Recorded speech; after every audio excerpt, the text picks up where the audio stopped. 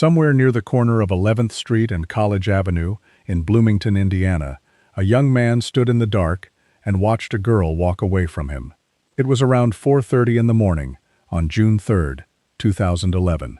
The girl was barefoot. She had no phone. She'd left it hours earlier at a bar a few blocks away. She was small, under 100 pounds, and by every account, she had been drinking heavily and was unsteady on her feet. The young man, Jay Rosenbaum, had tried to convince her to stay. She'd left anyway. And according to what he later told the private investigator hired by her family, he called out to her as she went. Something like, "Text me when you get home," even though she had no phone to text with. He said she reached the corner. He said she turned south on College Avenue, toward her own apartment, only a couple of blocks away. And then, he said, she moved out of his line of sight. In one account he later gave, Rosenbaum mentioned he thought he might have seen a dark, shadowy figure cross paths with her right around the time she reached the corner, but he wasn't sure, and he couldn't be certain it happened at all. That corner is where the trail ends, not the crime scene, because to this day, no one can prove a crime even occurred at that spot. It's simply the last place a human being says they saw Lauren Spierer alive, a few blocks. A short walk any student in that neighborhood had made 100 times. And somewhere in those few blocks, on a summer morning in a busy college town wired with security cameras, a 20-year-old woman vanished so completely that 15 years of searching, thousands of tips, landfill digs, and a federal investigation have never produced a single confirmed sighting of her again. Before we walk this trail together, I want to know, where are you watching from tonight? Drop your city in the comments. Someone watching right now might live in Bloomington, or might have passed through that stretch near the Indiana University campus. Someone out there might carry a piece of this that no one has ever connected. That someone might be you.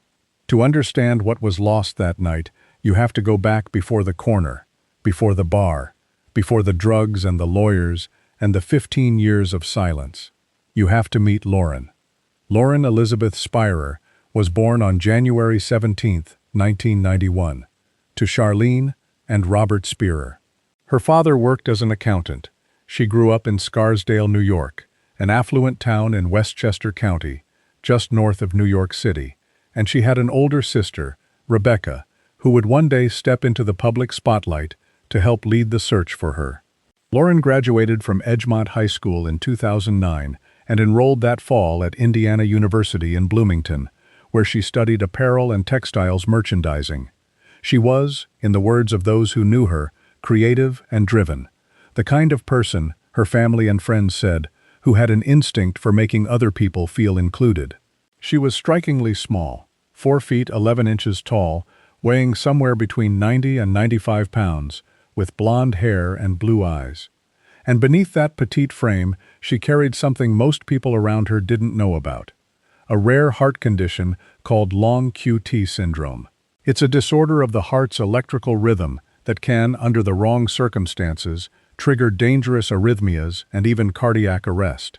It's the kind of condition that becomes far more dangerous when combined with certain stresses on the body. That detail, small, medical, easy to overlook, would come to sit at the very center of one of the leading theories about what happened to her.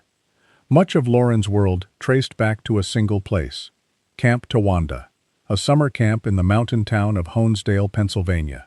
It was there, years before college, that she met the people who would become her closest circle.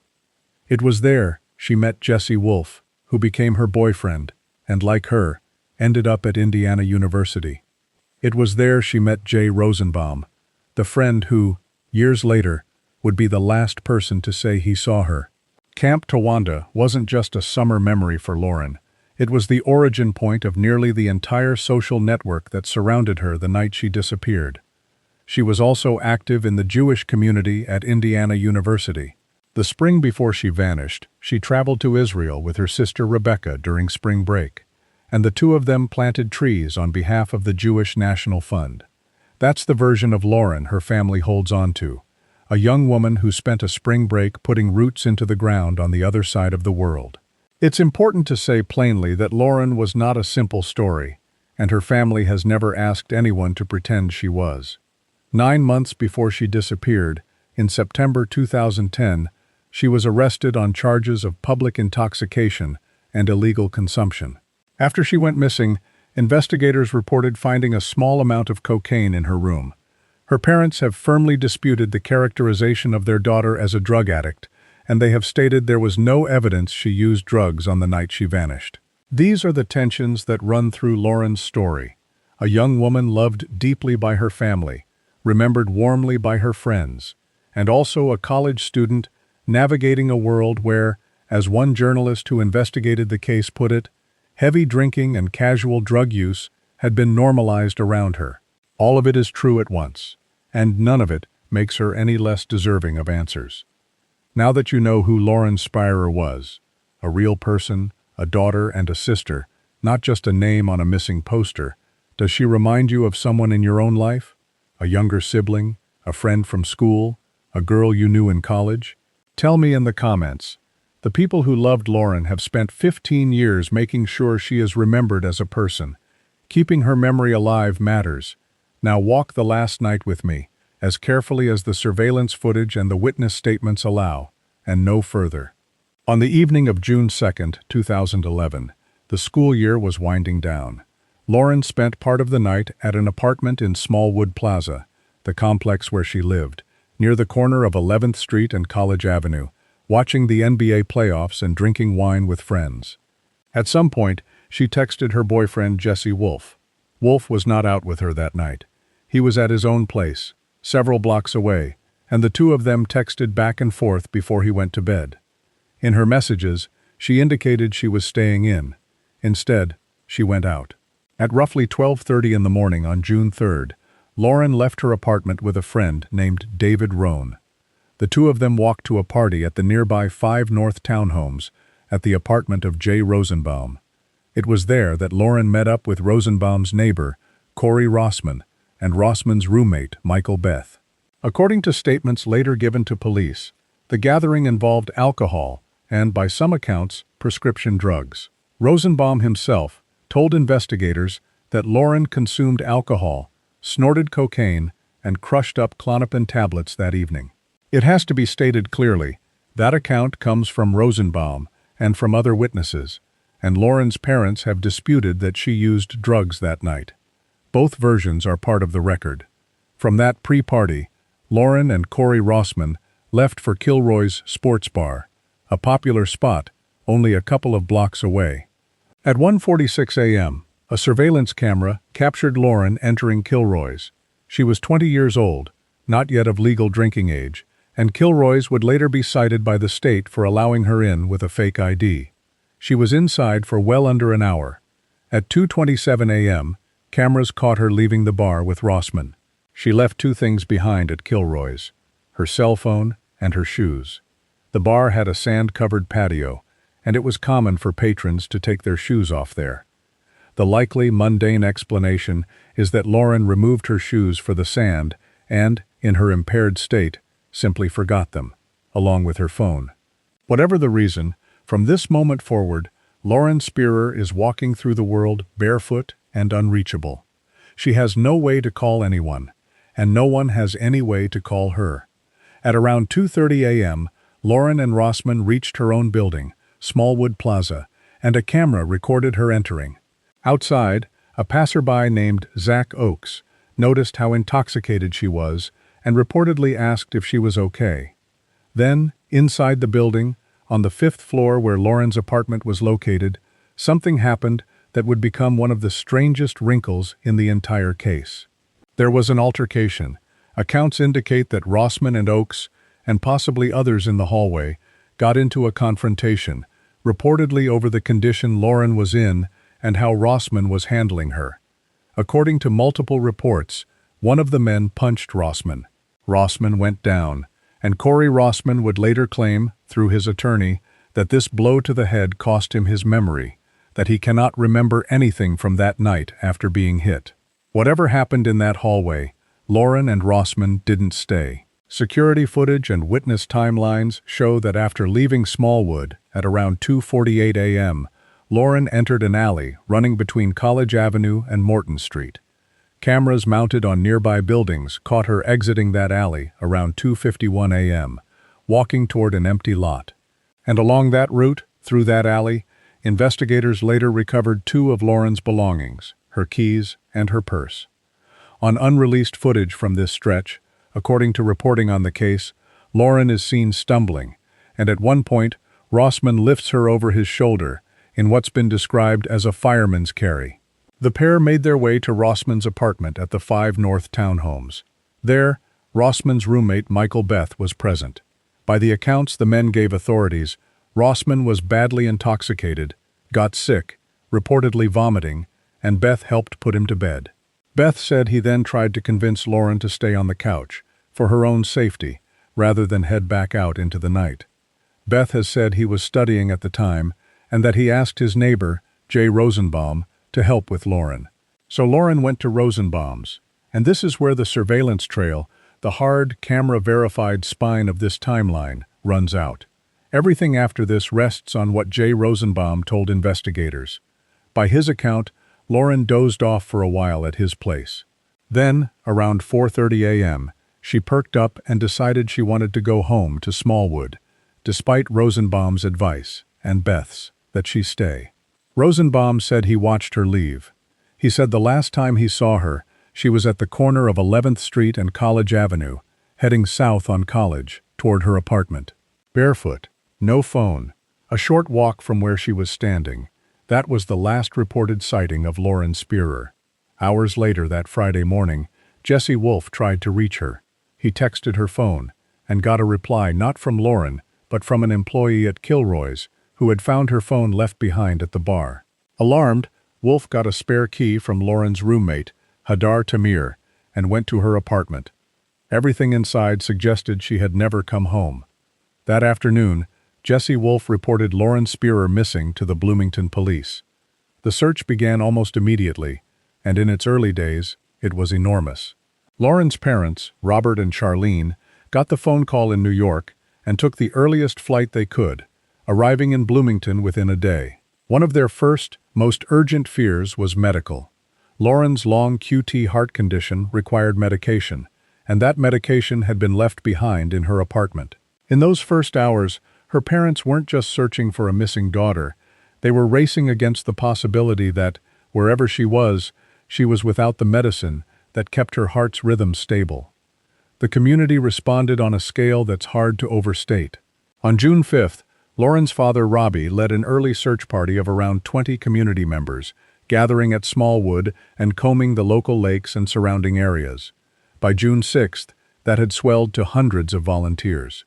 Prominent members of the university joined in, including the Hillel rabbi and the men's basketball coach. Volunteers organized searches multiple times a day. The case exploded across social media in a way that was genuinely new for 2011. A Twitter account dedicated to news on the search drew tens of thousands of followers, and the hashtag calling for people to find Lauren spread across the country. National outlets, CNN, People, USA Today, descended on Bloomington. The physical searches were exhaustive. On June 7th, police executed a search warrant at Lauren's apartment building. On June 8th, divers searched Lake Monroe. Volunteers combed remote stretches of Monroe County. On June 9th, several of the people considered persons of interest, including Corey Rossman and boyfriend Jesse Wolfe, submitted DNA samples. On June 14th, police released photos of a white truck, a mid-2000s model, with a short bed that appeared loaded with equipment and bore a logo on the side, captured on surveillance not far from where Lauren was last seen. That lead seemed promising, until the owner of the truck came forward days later and was cleared. Then, in August of 2011, the search turned to one of the grimmest possibilities investigators had to consider. Police conducted a 9-day search of the Sycamore Ridge landfill in Pimento, in Vigo County, south of Terre Haute. That landfill is where trash from Bloomington is eventually hauled, after passing through a transfer station. The Bloomington Police, the Indiana University Police, and the FBI all took part. Investigators sifted through acres of garbage. They found no sign of Lauren. The reward money climbed as the weeks passed. Lauren's parents put up a reward. The owner of the Indianapolis Colts contributed, and by reports the total offered for information had reached as high as $250,000 by early 2012. And yet, even with a national spotlight, a small army of volunteers, federal involvement, and hundreds of thousands of dollars on the table, the case was already showing the cracks that would eventually swallow it whole. Because here is the problem at the heart of the Lauren Spierer investigation, the thing that separates it from almost every other missing persons case of its size. The people who were with Lauren in her final known hours stopped talking. Each of the young men last known to have been with Lauren that night, Corey Rossman, Jay Rosenbaum, Michael Beth, and, in his own way, Jesse Wolfe, retained his own attorney in the early days of the investigation. None of them was ever publicly named as a suspect by police. To this day, in more than a decade of investigation, the Bloomington police have never named a suspect in the case at all. But the family and the private investigators have pointed repeatedly to the same frustration. The men declined to take police-administered polygraph examinations. The men have maintained they cooperated, saying they submitted to privately administered polygraphs and one from the FBI, and that they lawyered up because they didn't trust the Bloomington police. Corey Rossman, in a rare comment to reporters in 2011, said only, "I was not the last person with her, and that's all I can say. I'm sorry." He said he was praying for Lauren and her family, and he maintained he'd lost his memory of the night after being punched in that fifth-floor hallway. Lauren's father put it bluntly. He said he didn't buy the memory loss, that he thought it was, in his words, a case of self-preservation, an understandable human instinct, but not the truth. What he knew for certain, he said, was that there had been a complete lack of cooperation from the person who had spent the most time with his daughter in her final hours. This is where the investigation began to stall, and where you can see the specific failures that turned a high-profile search into a 15-year cold case. The first problem was time. The Spierer family, frustrated by the pace of the local investigation, eventually hired a private investigator, Mike Ciravolo, a former New York City detective who had led the Zodiac Killer Task Force in the 1990s and worked for the firm founded by well-known investigator Bo Dietl. But Ciravolo wasn't brought in until the fall of 2011, roughly 3 months after Lauren vanished. As he later described it, in a case like this, 3 months is an eternity. By the time he arrived, many of the students who might have known something had scattered for the summer. Memories that were sharp in June had gone soft by September. Witnesses who might have talked in the raw first days had, in some cases, retreated behind lawyers and silence. The second problem was friction. According to Ciravolo, the Bloomington police were not interested in outside help. He said the police chief made clear he would not share information and was reluctant to accept information the private investigators tried to offer. That same police chief was later criticized, including in journalist Sean Cohen's book on the case, for a territorial approach and for not bringing in outside agencies aggressively enough in the crucial early window. Neighbors in the area complained that they hadn't been questioned by police for the first 10 days, even as official records indicated officers had spoken with nearby residents. The third problem was the evidence itself, or the lack of it. The surveillance footage that forms the backbone of this case is extensive, but it stops. There is no confirmed camera image of Lauren after that 4:30 a.m. corner. No image of her reaching her building. No image of her entering it. No image of her continuing down College. The entire mystery lives inside a gap of a few blocks that the cameras, for whatever reason, did not capture. Police also delayed releasing some of the final surveillance images and have never publicly released certain footage from the alley along her path. Her keys and purse were recovered, but her body never was. And without a body, without a confirmed scene, without a cooperating witness, investigators were left trying to build a case out of an absence. You've now seen everything the investigators had to work with: the timeline, the cameras that stopped, the belongings in the alley, the silence of the people who were there. You've seen exactly where they hit the wall. Before I walk you through the theories, I want your read on this. Based only on what's confirmed, what do you think happened in those few blocks? Drop your theory in the comments before we go any further. Over 15 years, Investigators, journalists, and the family's private team have narrowed the possibilities down to a handful of serious theories. Each one has evidence pointing toward it, and each one has a problem. None of them has ever been proven. It's important to treat every one of these as a theory, because that is all any of them is. The first and most widely discussed theory is the accidental overdose and cover-up. In this scenario, Lauren, impaired by heavy drinking, and by some accounts, drugs, and carrying a serious heart condition, died accidentally at some point that night, possibly at one of the townhouse apartments. Faced with a dead young woman and their own potential criminal exposure, the people present panicked and disposed of her body.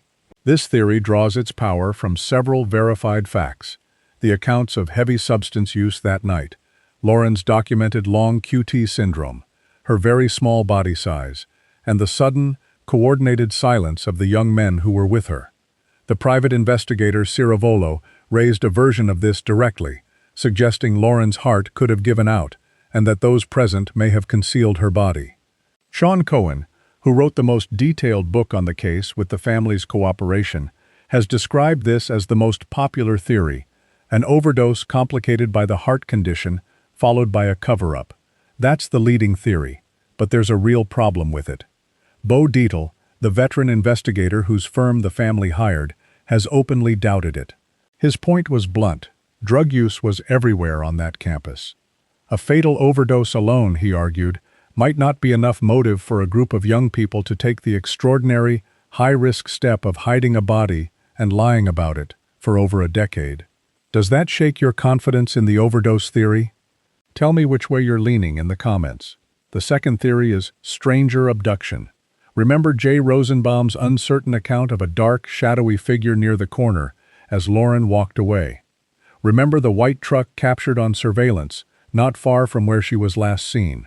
In this theory, Lauren, alone, barefoot, obviously impaired, at an intersection before dawn, became a target of opportunity for a predator cruising the area. Someone who could have pulled over, spoken to her, and gotten her into a vehicle in a matter of seconds. Investigators acknowledged the white truck was worth examining as a possibility. The problem with this theory is that its two strongest pieces of evidence both weakened under scrutiny. The white truck's owner came forward and was cleared, and Rosenbaum himself was never certain the shadowy figure existed at all. It rests, in the end, on the simple, chilling fact that a vulnerable young woman was alone on a dark street, and on very little else that can be confirmed. The third theory centers on the boyfriend. The family's private investigator noted more than once that Jesse Wolfe was, in his words, never properly alibied to anyone's satisfaction. Wolfe said he spent the night watching a game with roommates several blocks away, and he was the one who ultimately reported Lauren missing. But Ciravolo found his behavior afterward strange, recounting that Wolfe, very early on, expressed certainty that Lauren was dead, before there was any basis to know that. Wolfe also, by multiple accounts, helped search in the first days and then left town relatively quickly. It has to be stressed, Jesse Wolfe has never been charged, never been publicly named a suspect by police, and this remains only a thread of suspicion raised by the family's investigator, not evidence of wrongdoing. And there is a darker, more logistical theory that overlaps with the overdose scenario: the dumpster and landfill possibility. Sean Cohen has speculated that if Lauren died that night, a body as small as hers could have been placed in a dumpster that was hauled away the very next morning, through the transfer station and onto the landfill near Terre Haute, many miles away, buried under acres of garbage by the time anyone thought to look. It's a theory that, if true, would explain the single most agonizing fact of this case, that despite everything, she was never found. But it too is speculation, a possible mechanism, not a proven event. The years since have been a long series of hopes raised and lowered. Skeletal remains and skulls found across Indiana were tested and, one after another, excluded.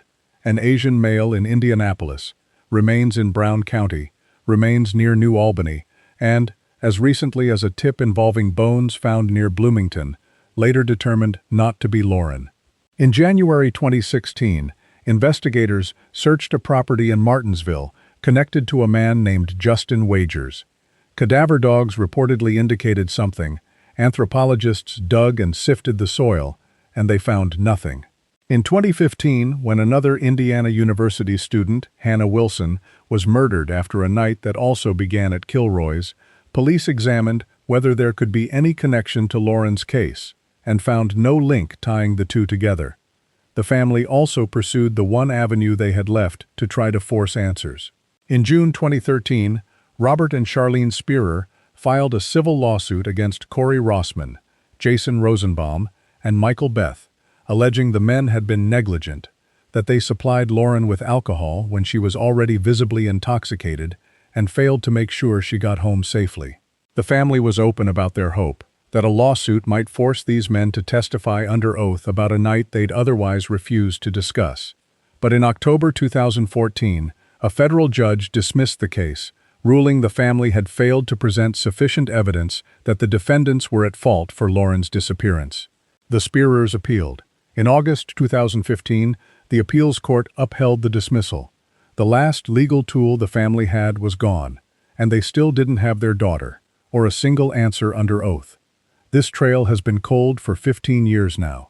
15 years of anniversaries, of tips that led nowhere, of remains that turned out to belong to someone else. But cold cases do get solved, sometimes after 20, 30, 40 years, when one person finally decides to say what they've been carrying. If you've ever followed a case that finally cracked open after everyone had given up, tell me about it in the comments.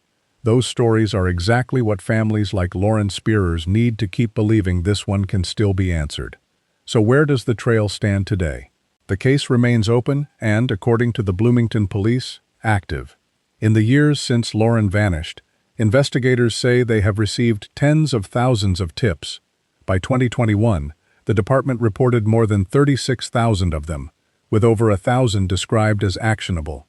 As recently as June 2026, marking 15 years since Lauren disappeared, police reported they had received nearly 24 new tips in the previous year alone, and they reaffirmed their commitment to the case. In a statement, the department wrote that they remain unwavering in their promise to pursue every lead and exhaust every available resource, and that no matter how much time passes, their commitment to finding answers for Lauren's family will not falter. Lauren's parents have never officially declared her dead. They believe she is gone. They came to that painful realization long ago, but they have said what they cannot accept is not knowing. What happened? Who knows? Where she is?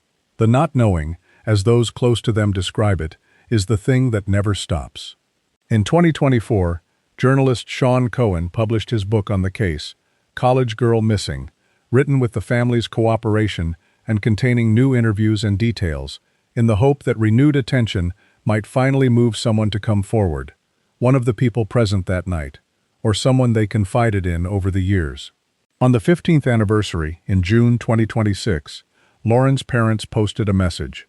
They wrote that 15 years was inconceivable, that they had not forgotten, that they would never stop searching for answers as long as they lived and breathed.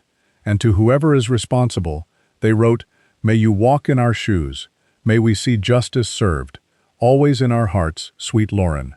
Remember who she was, a small, blonde, blue-eyed young woman from Scarsdale, New York, who planted trees in Israel with her sister, who studied textiles because she loved to make things, who met the friends of her life at a summer camp in the Pennsylvania mountains, and who had a heart condition she quietly carried through a world that never slowed down for it. She was 20 years old. She was 2.5 blocks from home, and somewhere in those 2.5 blocks, on a summer morning in a town full of cameras and people, Lauren Spierer stepped out of the frame and never came back. If you have any information about the disappearance of Lauren Spierer, anything at all, no matter how small it seems, you are asked to contact the Bloomington Police Department at 812-339-4477, or email a tip to policetips@bloomington.in.gov.